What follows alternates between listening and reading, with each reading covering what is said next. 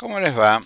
16 de mayo, martes, está reunido el Congreso Nacional del Partido Comunista, iba a decir del Partido Peronista.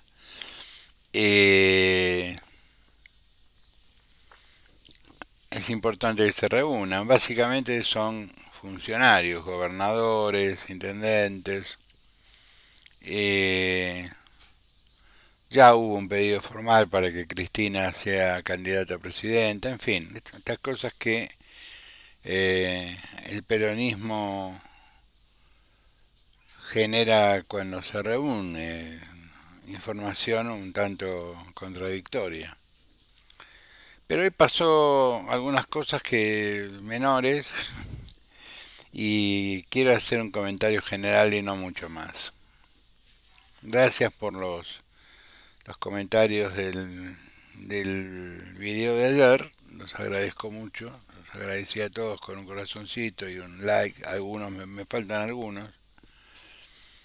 Dólar 4.88. El procurador de la provincia de San Juan le mandó un escrito a la Corte recusándola, es decir, diciendo que la Corte no tiene por qué intervenir en una cuestión que es de orden estrictamente local. Y argumenta algún artículo de la Constitución donde habla del concepto de federalismo, etcétera, etcétera. Entonces acá, por supuesto, la Corte rechazó in limine, dijo que ellos tienen toda la autoridad para intervenir, porque son la cabeza del Poder Judicial de un país federal.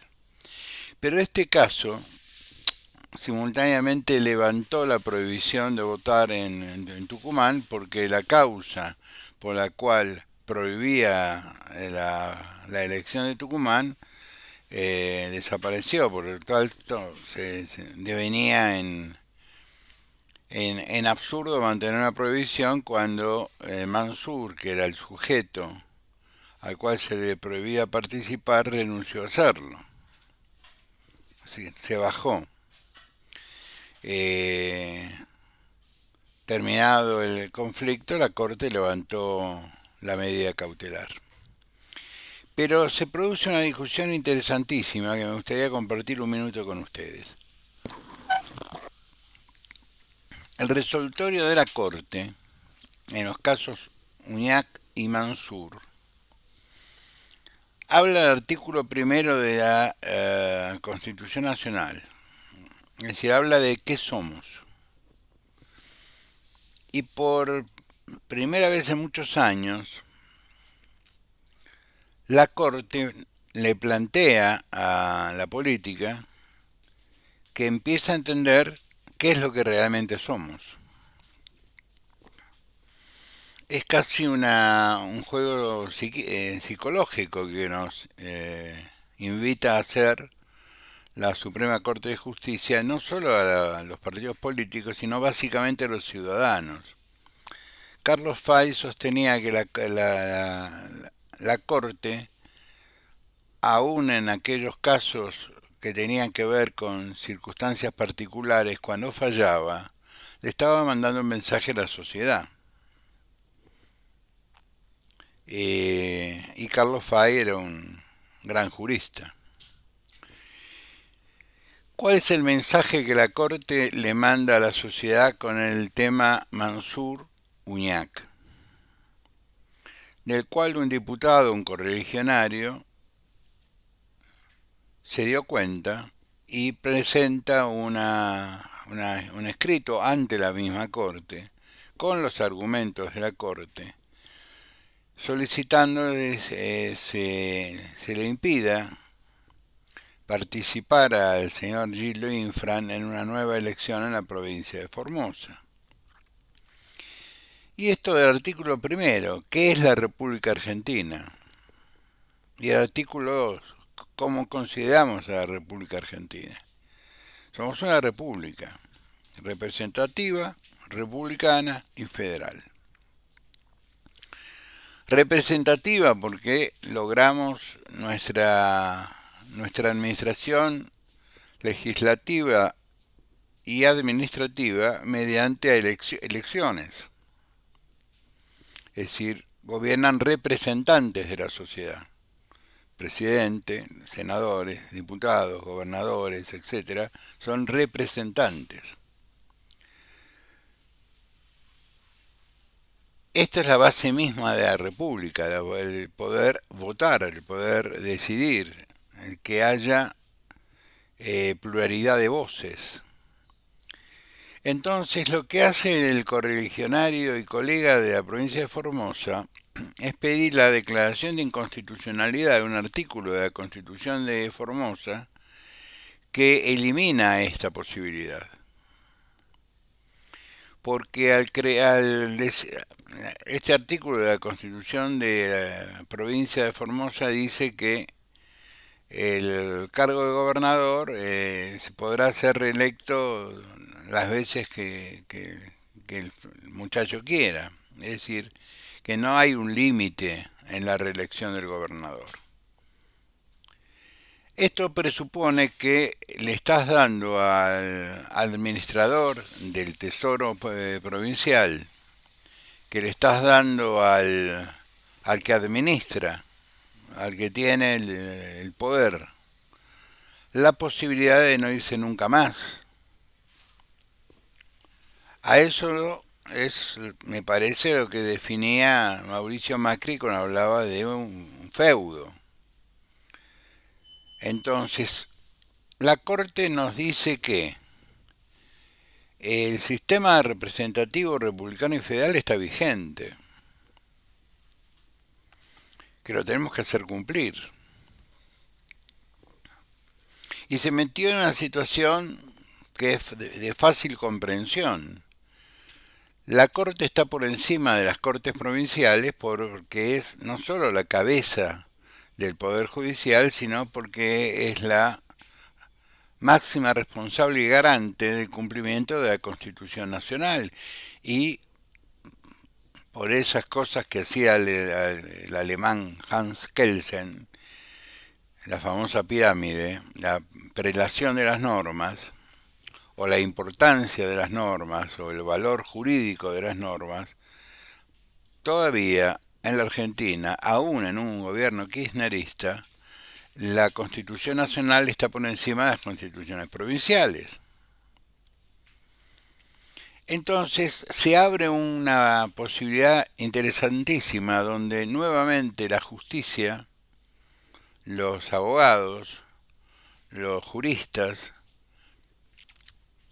tenemos que salir a interpretar a la política. Digo salir porque, es decir, me posiciono en ese lugar porque a eso me dedico. Humildemente, sin ser juez del Superior Tribunal de Justicia de la Nación, sin haber sido juez nunca de ninguna parte, los docentes universitarios que enseñamos derecho, los abogados en general como auxiliares de la ley, tenemos una obligación, si se quiere, superior al resto de los mortales en orden a hacer respetar el sistema por el cual nosotros juramos. Juramos defender, juramos proteger y juramos de alguna manera promover. Bien. Entonces hay que estar atento a lo que dice la Corte en los días por venir, porque pasaron dos cosas. Primero, renunciado Mansur, se terminó el objeto del amparo y la Corte levantó la prohibición de las elecciones en Tucumán. Por lo tanto, Tucumán puede realizar sus elecciones el día que tenía fijado, o el día que fije. Lo rechazó in limine la pretensión que tenía Uñac de convertir a la provincia de San Juan en algo más que una provincia. Lo que pretendía el procurador de la provincia de San Juan era declarar independencia de San Juan, al decir que la Corte no tiene por qué intervenir en cuestiones que hacen a la vida política de las provincias. Esto no fue lo que quiso el constituyente del 53, se mantuvo en el constituyente del 60, no se modificó ni siquiera en la constitución del 49, que fue una constitución, lo que se llamó la constitución de Perón. Se mantuvo la lógica de que nosotros somos básicamente una república. En el 94 se dio más fundamentos porque se ingresó en el 75 inciso 22 y se le metió una gran cantidad de tratados internacionales. A mí me parece que si solicitado se vea por artículo primero y segundo de la Constitución Nacional la inconstitucionalidad de este artículo que le da el pleno uso eh, del ejercicio ejecutivo de la provincia de Formosa sin limitación de tiempo. Si la Corte es coherente, tendrá que declarar inconstitucional este artículo. Al declarar inconstitucional este artículo, se cae la candidatura de Infran. Por lo tanto, podemos decir casi sin equivocarnos que la Corte resuelve los problemas que la política ha demostrado y declarado incapaz de resolver. No es un tema menor, es un tema que hace a nosotros como sociedad, porque en el artículo primero y segundo declaramos qué queríamos ser, de ahora y para los tiempos, en una ley cuyo preámbulo son los fundamentos. Entonces, cuando repetimos de memoria el preámbulo de la Constitución Nacional, estamos diciendo qué es la Constitución Nacional para nosotros, qué debe ser para las instituciones que viven dentro de la República y que actúan dentro de la República, y qué es para todos los hombres del mundo que deseen habitar el suelo argentino. Bien, Larreta, siguiendo la línea republicana, definió per se que en la ciudad de Buenos Aires el PRO solamente presentará dos candidatos, Jorge Macri y Hernán Quirós. Es decir, yo no sabía que Larreta era parte de la justicia electoral o que la justicia electoral de la ciudad de Buenos Aires limitaba a dos en la ley de partidos políticos, en el artículo de las PASO, de la forma de elegir candidatos, le daba la prerrogativa al jefe de gobierno de decir cuántos candidatos se presentaban. Es el pase de factura que le hace a Vidal. Vidal fue una víctima de ser larretista, de considerar a Larreta un amigo. Esto es importante por varios motivos. Digo, primero, hubo un corte. Como actúa un dirigente, así va a ser su gobierno. Ese es un principio general del derecho político. Miren lo que hace el dirigente, miren lo que hace el ciudadano que se propone, decía alguna vez Bobbio. Miren cómo es su vida privada, cómo es su vida de relación, cómo es su vida de empresa, si empresario es, para tener una idea de cómo va a ser un gobierno encabezado por él. Bobbio fue un jurista italiano, un politicólogo muy importante. Entonces, si nosotros tenemos que pensar en cómo son las personas, cómo actúan las personas en función de sus pretensiones, estamos en problemas. Estamos en problemas porque es como que nos quedamos sin candidatos. Días pasados presentaron su declaración jurada de bienes los candidatos y a mí me dio vergüenza ajena. Porque yo conozco, y no voy a decir por qué, algunos extremos de la circunstancia de la separación de Horacio Rodríguez Larreta y lo que se está demandando ante sede civil en un juicio de divorcio no tiene absolutamente nada que ver con la declaración jurada del jefe de gobierno. Pero absolutamente nada que ver.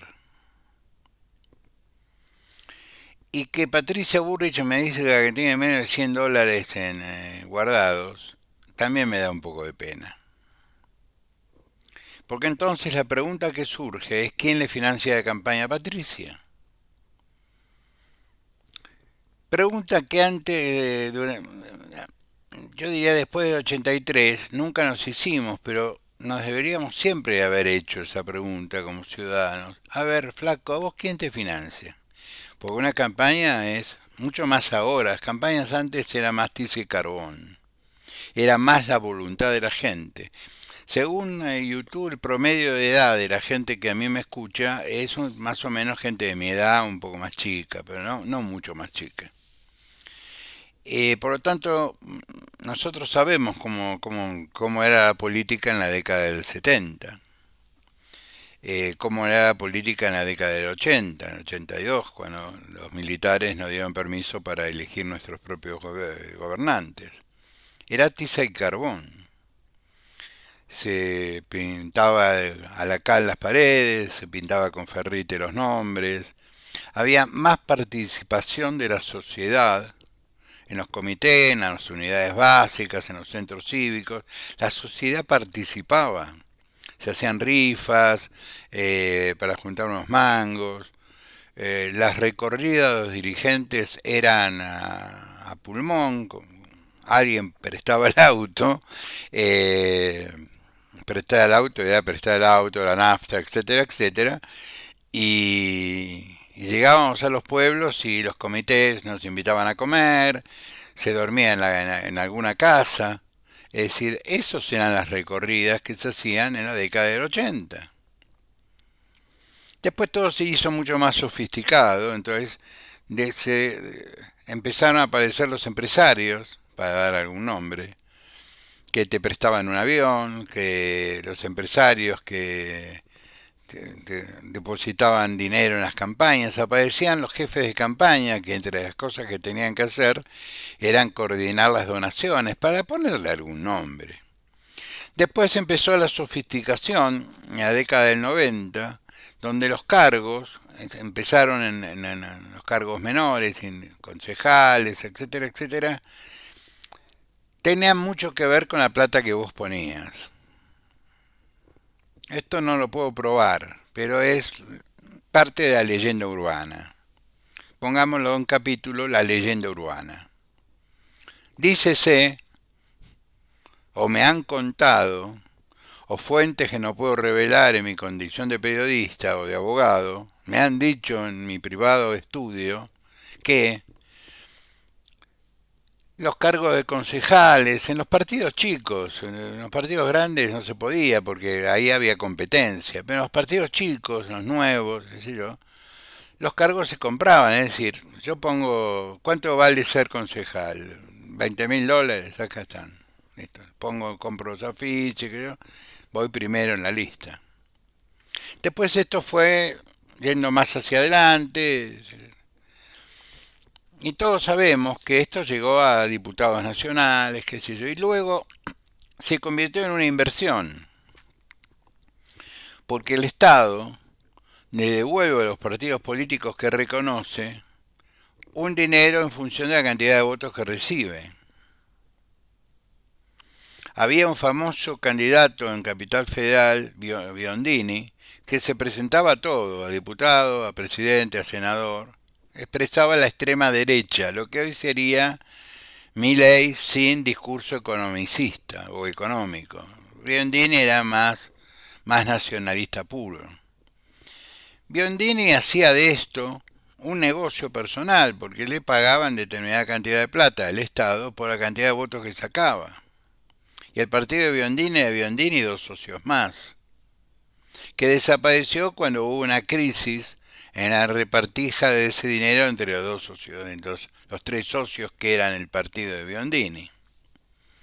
Yo les cuento esto para que empecemos a pensar que cuando aparecen los candidatos, ¿de dónde vienen? ¿Quién los financia? La primera pregunta que debemos hacer para mantener el republicanismo y el sentido representativo de la Constitución Nacional es preguntarnos, che, ¿a vos quién te financia? ¿Cómo estás en todos los canales de televisión? Sabiendo que los canales de televisión no te invitan por tu belleza. Che, ¿cómo es que viajas en avión a todas partes? Che, ¿cómo es esto de...? Sí. Pregunta que habría que hacerle a Milei, que mantuvo en silencio quién iba a ser su candidata a vicepresidente, porque todos sabíamos que iba a ser la señora Villarroel, porque no hay otra persona, son dos, más la hermana, pero Milei no quedaba bien, nos recordaba a la fórmula Perón-Perón. Pero a mí me llama poderosamente la atención de que el mundo del periodismo y el mundo de la política le dé trascendencia a un candidato que son dos, solamente dos. Porque en estos 2 años, del 2021 al 2023, no sumó más que dos tuiteros a su fuerza política. Pero sigamos. Entonces, debemos preguntarnos de dónde sale el dinero que de alguna manera protagoniza la existencia de los dirigentes políticos. Claro que sí. Los partidos tradicionales siguen manteniendo la tradición de que todos dirigentes ponen plata en el comité. Y cuando vos sos senador nacional y te lanzás como candidato a gobernador de tu provincia, porque tenés una base de empresarios amigos, etcétera, etcétera, que te van a dar una mano. Y que esto va a tener un correlato, obviamente que tiene un correlato. Entonces cuando se dice las provincias del norte, Salta y Jujuy, están muy preocupadas siempre por los tabacaleros, y sí, claro, obvio. El Fondo Nacional del Tabaco en el norte es un problema nacional, porque Salta y Jujuy en menor medida, pero Jujuy también, tienen una enorme fuente de ingresos y de mano de obra, de toma de trabajo, de la industria tabacalera. Cuando se dice que las provincias del sur son petróleo dependientes, no estamos diciendo ningún disparate. Cuando decimos que la capital es una ciudad que depende de los servicios, tampoco estamos diciendo ningún disparate.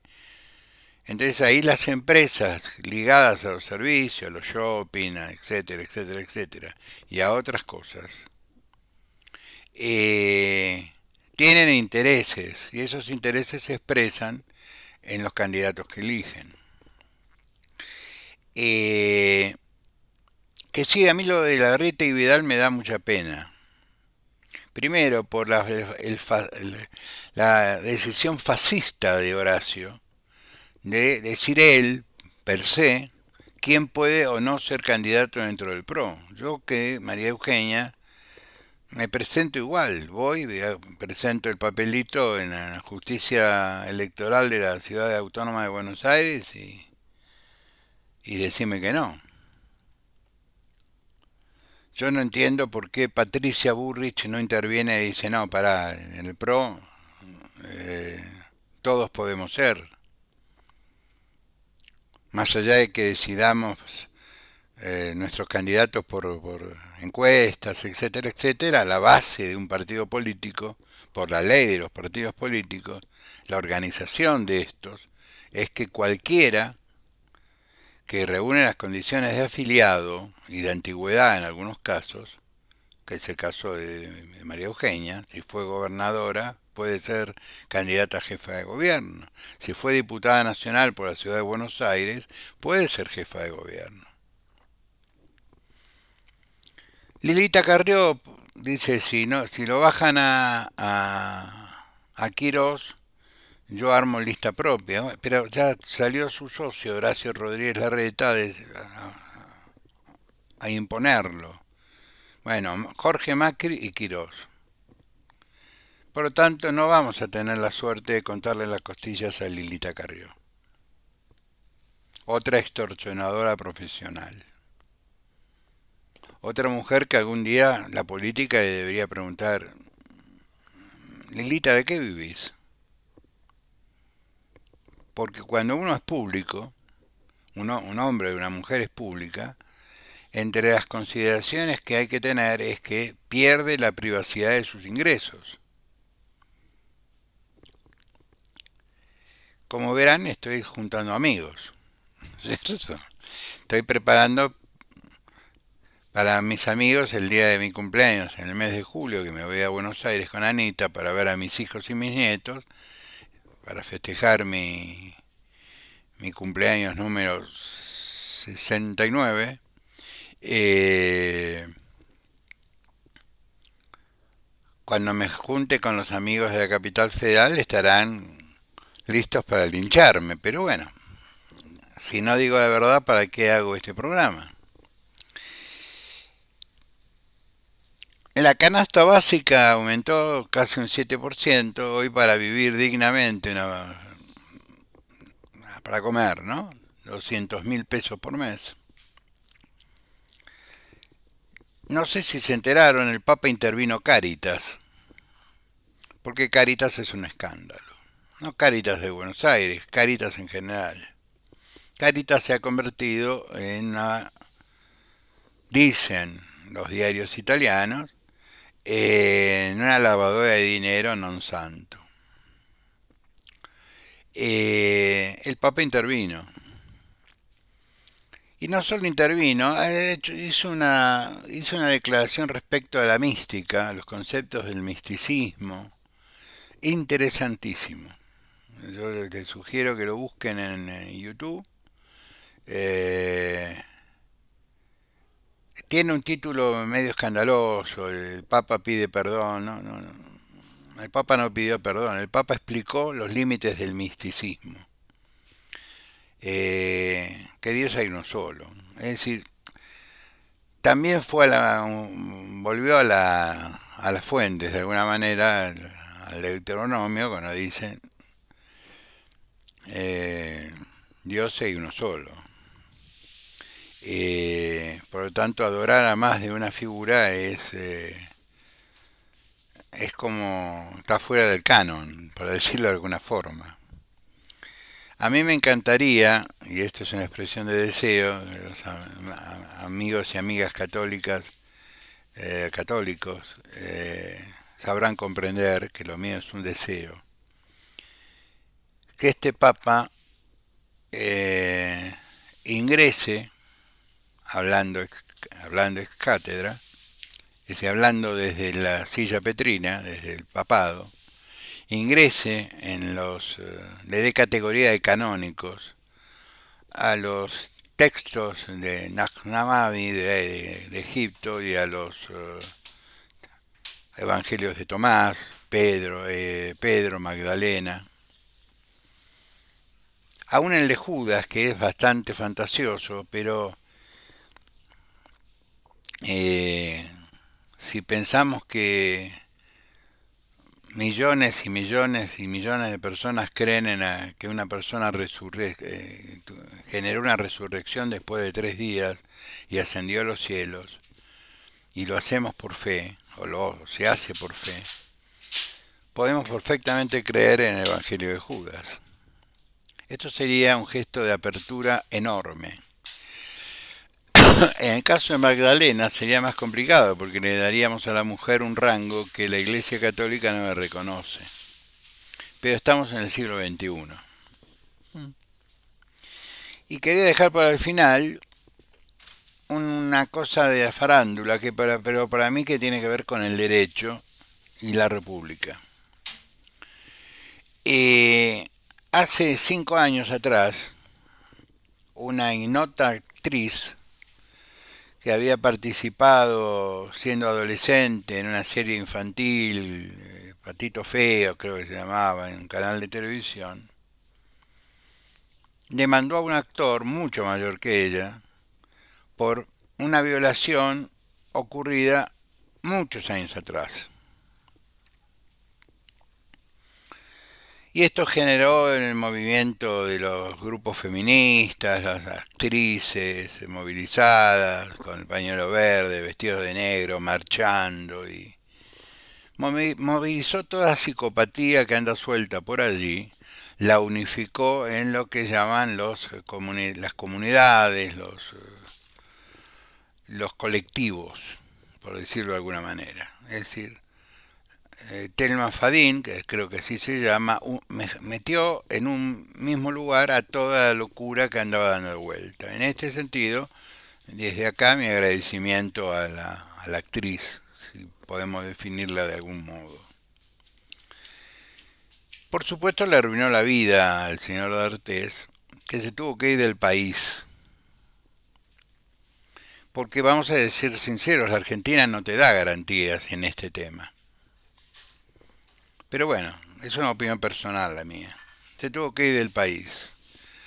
Se radicó la denuncia en Nicaragua y alguien les tuvo que recordar que en Nicaragua no funciona la justicia porque Ortega disolvió el Superior Tribunal de Justicia. Por lo tanto, y ahí sí, con una enorme participación de la diplomacia argentina, de la diplomacia kirchnerista, se logró una cosa absolutamente imposible, que es, en el ámbito del derecho, es que en un país se juzgue a un ciudadano por un delito supuestamente cometido en otro país, por el mero hecho de que en Brasil vivía un ciudadano brasileño al cual se lo imputaba de este delito. Fue motivo de discusión en la Corte, pero ahí hubo una gran influencia de la Cancillería de Itamaraty, es decir, hubo una gran influencia política. Es decir, el kirchnerismo presionó a sus amigos de Brasil, en ese momento todavía no estaba Bolsonaro, y logró esto, una cosa extraordinaria, absolutamente extraordinaria, que Brasil juzgue a un ciudadano por un delito cometido en otro lado.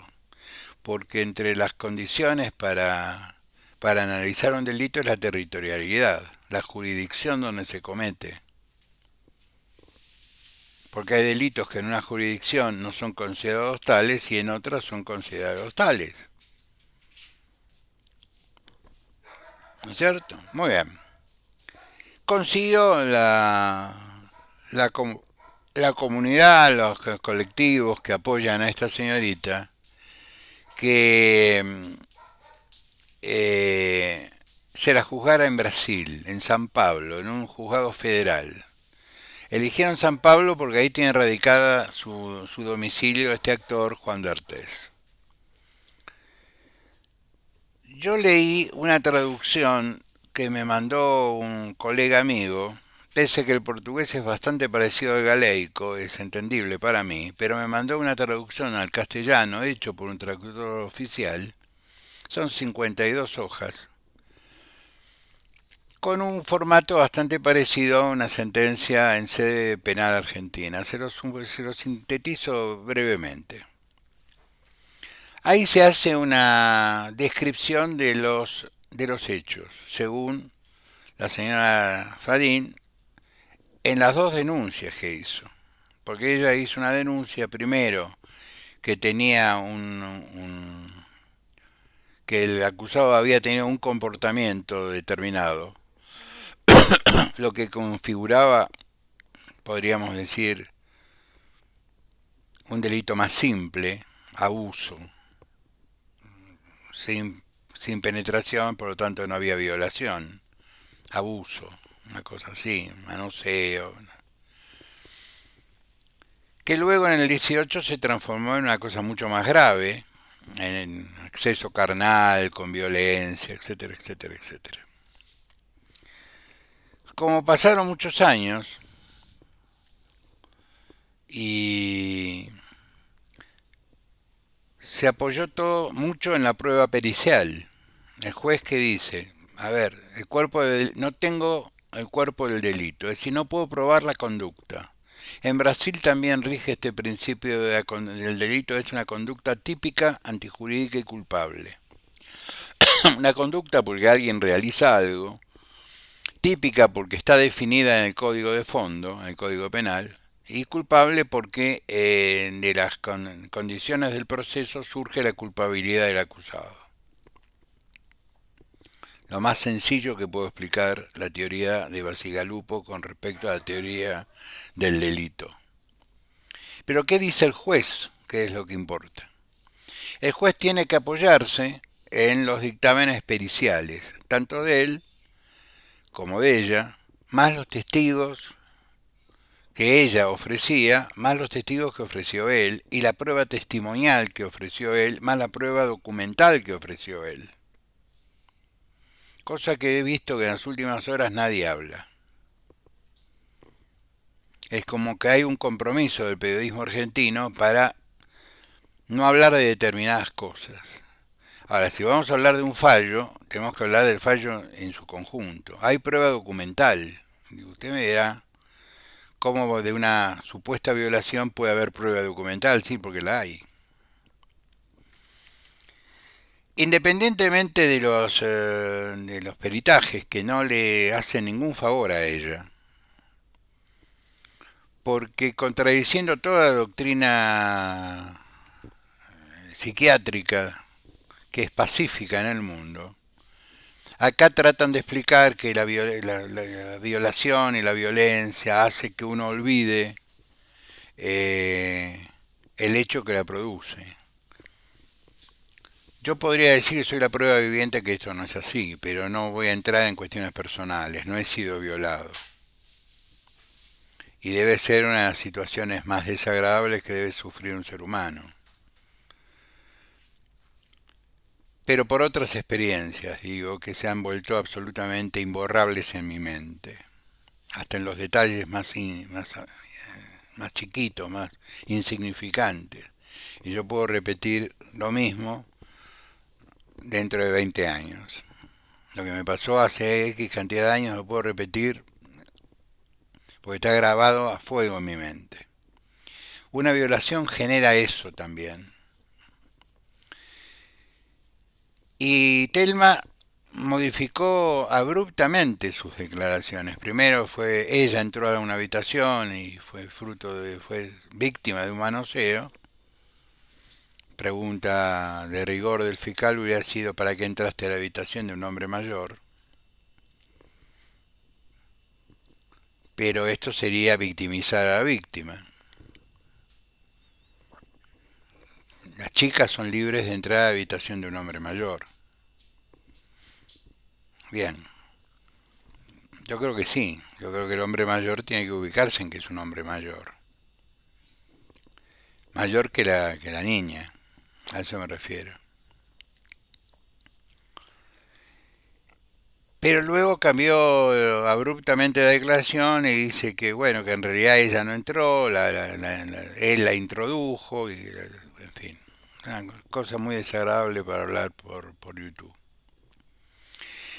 El resolutorio dice que las pruebas de los peritajes psiquiátricos también son un poco contradictorios porque los peritos de parte, los peritos que ella propuso, dijo que cierta confusión de situaciones puede ser como parte del estrés postraumático. ¿Es creíble esto? Sí, es creíble. Los peritos oficiales, los peritos de la Corte Suprema de Justicia de la República Federativa de Brasil dijeron todo lo contrario. Dijeron que demuestra una personalidad bipolar, que es casi border, que confunde la fantasía con la realidad, en fin, etc. La mató. Es decir, los peritajes de los psiquiatras de Brasil la destruyeron, digo. Dije, vamos a ser sinceros. La política de género en Brasil es muy parecida a la Argentina. Es más honesta inclusive. porque respeta los derechos de género de todos los géneros, en todas circunstancias, y protege mucho a la mujer, el derecho penal brasileño. Por eso a ella la siguen llamando víctima, porque el fallo no está firme, obviamente. Pero él es inocente hasta que demuestre lo contrario, también en la legislación brasileña. Por eso me extraña eso de que dicen las actrices que falta de pruebas no es inocencia. Es decir, a ver, lo declararon inocente, pero no por falta de pruebas, lo declararon inocente porque no hay pruebas.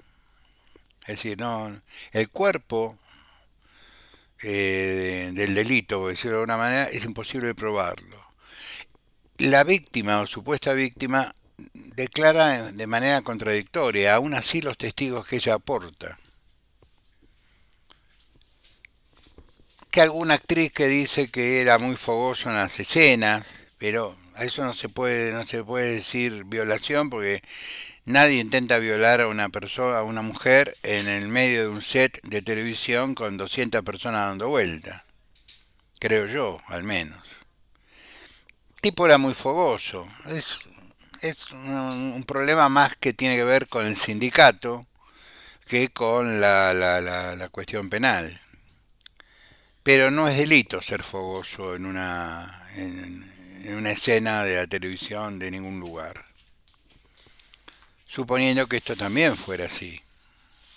A veces el propio productor te pide, che, sean más realistas. Muy bien. Que si hasta acá tenemos que para el peritaje de algunos psiquiatras brasileños, peritos psiquiatras del cuerpo médico forense de la Corte de Brasil, esta chica tiene un problema de trastorno bipolar grave.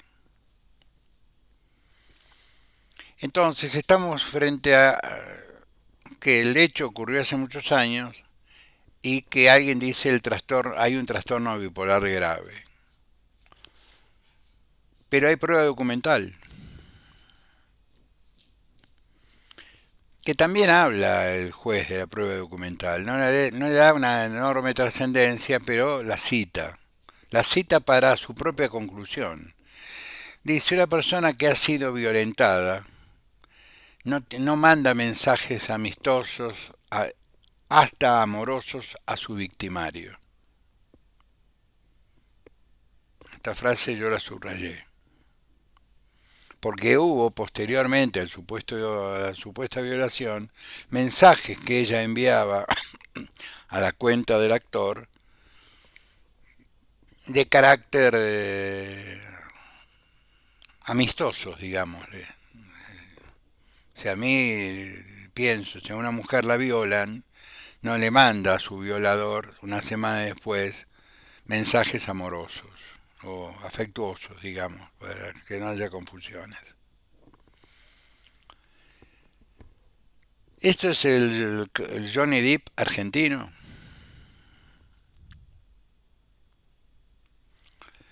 Esto lo que nos debería demostrar varias cosas, volviendo al inicio de este programa para cerrar. La Constitución. Los jueces cuando hablan del impedimento de que un candidato se convierta en un candidato feudal, es precisamente que su constitución le permita la reelección indefinida, cosa que por ejemplo en Jujuy no ocurría, por eso no ocurre. Por eso yo no puedo considerar que Macri haya hablado o nos haya incluido en esa definición, por el mero hecho de que conozco la constitución de la provincia donde elegí vivir. Y acá el gobernador y el vicegobernador como fórmula tienen una limitación, tienen una única reelección, es decir, puede tener dos mandatos. Y eso no se modifica en el proyecto de constitución que se va a empezar a discutir dentro de los días. Ese artículo ni es nombrado siquiera. Se agregan derechos y nada más, que ya están reconocidos por la ley. Se les da categoría constitucional. Pero arrancamos hablando del 1 y el 2 y vamos a terminar hablando del 18. La presunción es de inocencia.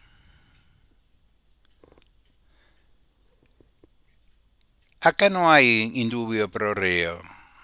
Como quieren decir algunos ante la duda, le declaran la inocencia porque no puede probar la culpabilidad. No, no es así. En el caso de este chico de Artés, no hay cuerpo de delito. Aquella persona que debía demostrar que había sido violentada no lo pudo hacer porque simplemente, según el juez de San Pablo, mintió. Lo dice elegantemente. Pero dice, no sé con cuál de sus dos argumentaciones tengo que tomar. ¿Cuál de sus dos acusaciones debo hacer propia?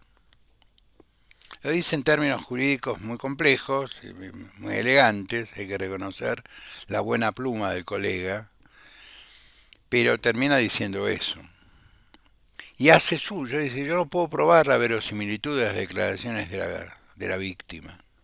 Es decir, está diciendo, no puedo probar si lo que decís es verdad. Y nosotros tenemos que hacer nuestro el 18. Y hacerlo como el Padre Nuestro de los católicos. Porque si no entramos en un enorme desafío ético y un enorme desorden social. Nosotros no podemos permitir que el periodismo ni nosotros juzguemos a una persona sin la majestad de la justicia. Yo siempre a Cristina Fernández, viuda de Kirchner, la llamé la procesada, porque estaba bajo, en ese momento, 7 procesos. Entonces yo no estaba mintiendo ni difamándola, estaba de alguna manera declarando una realidad. Señora, usted está bajo procesos, varios procesos, por lo tanto usted es una procesada. Pero hoy tiene una condena, que tampoco está firme, pero ya tiene una condena. Por eso digo la condenada, Cristina Fernández, viuda de Kirchner. Ya tiene una condena. ¿Pierde la presunción de inocencia? De ninguna manera. ¿Puede ser candidata a presidente? Por supuesto que sí. Porque a los efectos jurídicos, Cristina Fernández, viuda de Kirchner, sigue siendo inocente. Porque no se ha probado, en última instancia, faltan dos, casación y corte, la verosimilitud de la acusación y la sentencia, la condena, del caso Vialidad. Y todavía faltan un montón más. Pero nosotros, que somos mejores personas que el resto, por decirlo de alguna manera, tenemos que hacer nuestro el 1 y 2 de la Constitución y el 18. Y empezar a ser más exigentes a la hora de que nosotros mismos queremos ver culpable a alguien. Dejemos que la justicia, que aunque a veces tarda, eh, termina fallando. O exigir como ciudadanos que la justicia sea más veloz. No hay que cambiar a los jueces, hay que cambiar el código de procedimiento de materia penal, aunque sean en el aspecto federal, y acortar los plazos. Una cámara no se puede tomar un año para leer un expediente. De ninguna manera, porque una cámara, cada camarista tiene un cuerpo de colegas que se ocupan de leer partes de la causa y de hacer resúmenes. Entonces el camarista cuando tiene que leer la causa final, le pega una leída a la causa completa, pero lee como leemos nosotros. La parte de prueba la damos por probado, porque soy la segunda instancia, no soy el sumariante. Cuando los jueces brasileños analicen la sentencia de esta chica, van a dar por probado de que tiene trastornos bipolar. Y va a dar por probado de que hubo comunicaciones con el supuesto victimario que la descolocan un poco a la víctima. ¿Mm? Quería hacerles este comentario, 49 minutos, un montón. Los quiero mucho, nos vemos mañana. Gracias.